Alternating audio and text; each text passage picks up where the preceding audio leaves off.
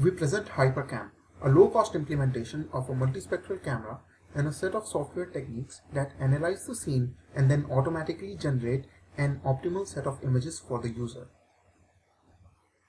For example, when a user brings their arm in front of the camera, it can automatically show their veins. Or, in another scene, it can tell if a fruit is ripe or not. HyperCam illuminates the scene with lights of multiple wavelengths, and different materials in the scene would react differently to these lights. As an example of HyperCam's algorithm, if a user puts their hand in front of the camera would capture image for each wavelength. Now, the user can go through each image captured by HyperCam. However, this is a tedious process and does not scale well as the number of wavelengths supported by the camera increases. Therefore, HyperCam analyzes the scene and automatically tries to find information that it thinks would be useful for the user. It performs PCA on the collected images and compares it against the RGB image, which is used as an estimate of human perception. These are the three images or hyperframes generated by HyperCam.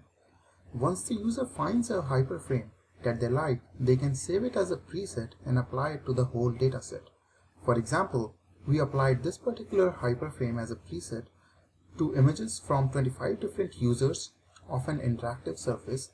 We then used these images to differentiate between different users. We believe this is the first step towards HyperCam-based biometric of the user. HyperCam can also track temporal changes.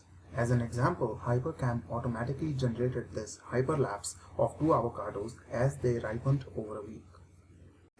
It can also tone map multiple wavelengths to make the change even more apparent. As a comparison, the change in avocado's appearance is not apparent in the RGB space. We hope HyperCam would open doors for a rich set of future work. As an example, by emphasizing skin texture, we can clearly see the user's artery pulsating. We believe our low-cost multispectral camera and the intelligent software can help researchers in exploring hyperspectral imaging.